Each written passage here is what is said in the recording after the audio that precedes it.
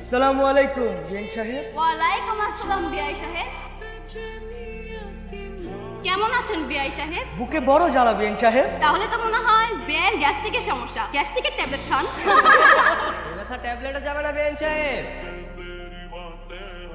আপনার হাতে ঠান্ডা শরবত খেলে এই ব্যথা এমনিতেই চলে যাবে বিআই সাহেব। তো দেরি না করে আগে আমাদের শরবতটা খাওয়ান। এভাবে তো শরবত খাওয়াবো না, আগে আপনাদের সাথে আমাদের দেনা পাওনার হিসাবটা ফাইনাল করি। আরে আফসোস বিআই সাহেব, আমরা শরবতটা খেতে খেতে হিসাব নিকাশ ফাইনাল করি। আমরা হচ্ছে দিলওয়ালা বংশের মানুষ। শরবতটাকে খাওয়ান, তারপরে যত টাকা যাবেন তত টাকাই দিব। ঠিক আছে, দেখা যাবে বিআইরা কত বড় দিলওয়ালা। এখন বলুন আপনাদের গেটের ভাড়া কত? 1 লক্ষ টাকা।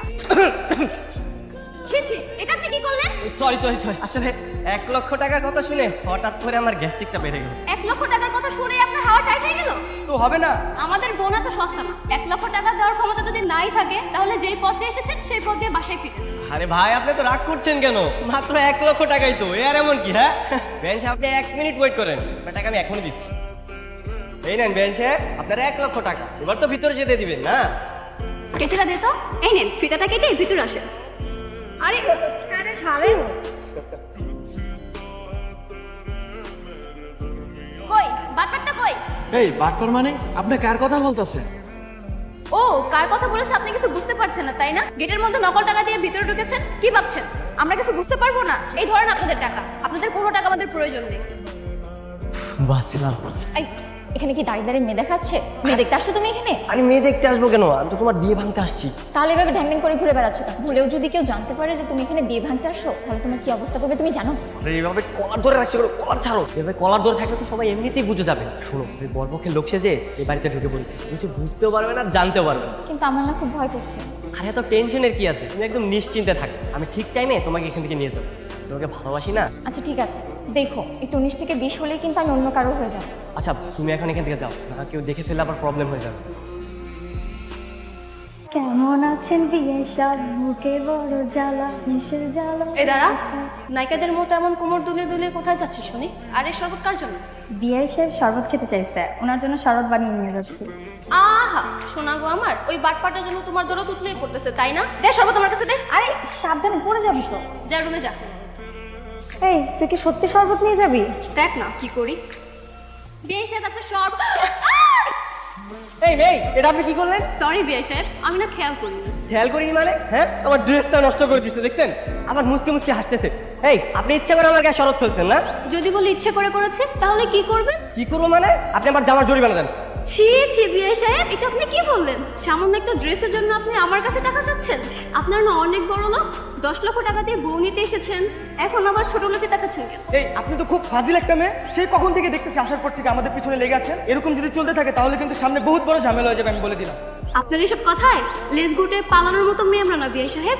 আপনারা এসেই সকালে যে পা দিয়েছেন, এখন তো একটু একটু ছবল আপনাদেরকে খেতেই হবে বিয়ে সাহেব। শুনেন, সাপকে কিভাবে বসে আনতে হয় সেটা আমরা খুব ভালো করেই জানি। সময় হলে শান্ত কি জিনিস ঠিকই টের পাবেন।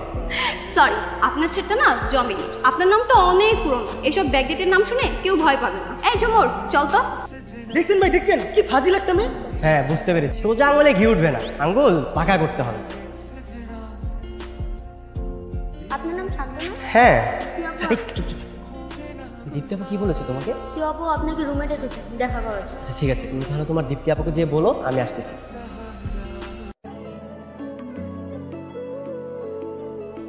এই তুমি কি এখানে আমার বিয়ে করার জন্য আসছো? আরে বিয়ে খেতে কেন আসবো? হ্যাঁ আমি তো এখানে এসেছি তোমাকে ছৌ মেরে তুলে নিয়ে যাওয়ার জন্য। তুমি যে আমাকে বিয়ে বাড়ি থেকে তুলে নেওয়ার জন্য আসছো, তোমাকে দেখে না আমার মনেই হচ্ছে না তোমার মধ্যে এই চিন্তা আছে। তুমি এগুলো কি বলছো? হ্যাঁ, আমি শুধু তোমার জন্য তো কষ্ট করে বিয়ে বাড়িতে আসছি। তাহলে বলো কি প্ল্যান করেছো, কখন পালাচ্ছি? আরে বাবা, প্ল্যান প্রোগ্রাম করে এগুলো হয় না। আমি সময় সুযোগ বুঝে তারপরে তোমাকে নিয়ে উড়াল দিই। আরে দেখ দেখ, বিয়ে সাহেব চলে আসছে। কি বিয়ে সাহেব, আমাদের আশেপাশে এত ঘুরঘুর করছেন কেন? আপনারা যে ভালোবাসা দিয়েছেন সেই ভালোবাসার প্রতিদান দেওয়ার জন্য সুযোগ খুঁজতেছি। তো ভ্যান সাহেবেরা কি করতেছে? কি রে, বিয়ে সাহেব কি অন্ধ নাকি? হ্যাঁ, দেখতে পাচ্ছেন আমরা কি করছি? একটু পরে যে নাচ গানের প্রোগ্রাম হবে তারই প্র্যাকটিস করছি। বাহ বাহ, ভ্যান সাহেব নাচতেও পারে? আমরা আপনাদের মতো না, আমরা সবকিছু করতে পারি। চাইলে আপনি আমাদের সাথে জয়েন করতে পারেন। আরে কারে কি বলছিস? হ্যাঁ, গাদাকে দিয়ে কখনো হাল চাষ হয় না। ও তাই না? ভ্যান সাহেব দেখি পরীক্ষা দেওয়ার আগে ফেল ঘোষণা করে দিয়েছে। তো দেখি কে কত নাচতে পারে। আজকের প্রোগ্রামে শুধু ডান্স হবে বেয়াই আর বেন সাহেবের কাপড় লেন।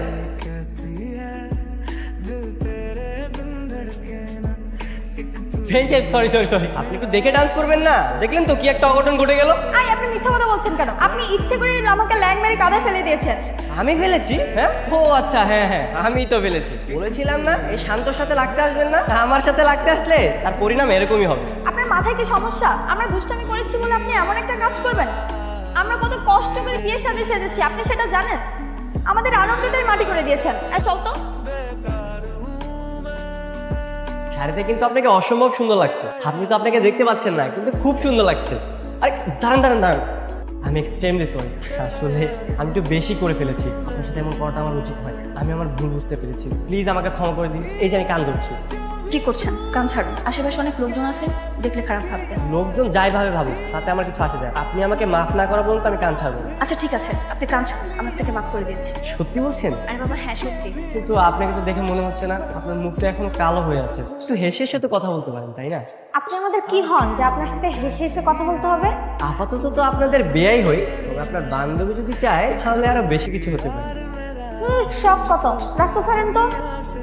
এই তোর আমার কেমন বন্ধু? হ্যাঁ, আমার দুঃসময় তোদের ঝামেলায় পড়তাম, তাই না? আরে গ্রামের রাস্তা গাড়ি নষ্ট হয়ে গেছে, পাড়াটা সব প্ল্যান কর, আমি ঠিক সময় মতো চলে আসবো। এখানে কি? এনে দীপ্তি আপু আপনাকে এটা দিতে বলেছে। তোমার এতক্ষণ লাগে আসতে? হ্যাঁ, কেউ আবার দেখে ফেলেনি তো? না তুমি চাইলে কিন্তু বোরকাটা খুলে ফেলতে পারো, কারণ গাড়ির ভিতরে আমাদেরকে কেউ দেখবে না। এ কি আপনি? হ্যাঁ আপনি এখানে মানে? আমি সব কিছু জানি। সত্যি করে বলতো, তুই কি শান্তকে ভালোবাসিস? কি বলছিস আপু? ওকে তো আমি ভালো করে চিনিই না, তবে ওকে আমার খুব পছন্দ হয়েছে। শান্ত আমার বয়ফ্রেন্ড, ও বরযাত্রীর কেউ না।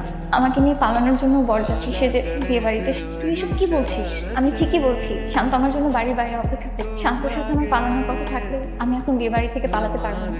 বাড়িতে কত মানুষ, সবাই কত খুশি দেয়। বাবা আমাকে নিয়ে কত গর্ব করে সবার সাথে কথা বলছে। সবার মুখে চুন কালি দিয়ে আমি কিভাবে পালিয়ে যাই বল? তাহলে এখন তুই কি করবি? শান্ত অনেক ভালো একটা ছেলে। সারা জীবন আমি ওর পাশে না থাকতে পারলেও আমি চাই তুই সারা জীবন ওর পাশে থাক। না না না, এটা কখনোই সম্ভব না। আমি শুধু দীপ্তিকে ভালোবাসি, আমি আপনাকে ভালোবাসতে পারবো না। জোর করে তো ভালোবাসা পাওয়া যায় না। তবে আপনি যদি আমাকে ভালো নাও বাসেন, আমার কোনো সমস্যা নেই, কিন্তু দীপ্তি সবকিছু রেখে আপনার সাথে যেতে পারেন। আপনাকে একাই ঢাকা ব্যাক করতে হবে। প্রয়োজনে তাই করুন। ভালোবাসলে যে ভালোবাসার মানুষকে পেতে হবে এমন তো কোনো কথা নেই। মেয়েটা তো তোকে ভালোবাসে, তাহলে সমস্যা কি? একজন পাশানি বলে তুই কি সারা জীবন দেবদাস হয়ে থাকবি? কদিন পর এমনিতেও সবকিছু নতুন করে শুরু করতে হবে, তখন এর থেকে বেটার অপশন নাও পেতে পারি। কি ব্যাপার, এখনো বসে আছেন? এভাবে আর কতক্ষণ বসে থাকবেন? আমার যতক্ষণ ইচ্ছে ততক্ষণ। কেন, আপনার কোনো সমস্যা? না না, আমার কোনো সমস্যা নেই। তবে কেউ যদি দেখে ফেলে আমার সঙ্গে পালানোর জন্য আপনি এখানে বসে আছেন, তাহলে তো আপনার সমস্যা হবে। দেখলে দেখুক, তা নিয়ে আপনাকে ভাবতে হবে না। আর আপনারা চলে গিয়েছিলেন, তাহলে আবার ব্যাক করলেন কেন? যেতে যেতে ভাবলাম এমন সুযোগ তো আর বারবার পাবো না, তাই এই সুযোগটা আর হাতছাড়া করতে যাচ্ছি। কি এভাবে বসে থাকবেন নাকি আমার সঙ্গে পালাবেন? পালাবো। তাহলে চলুন।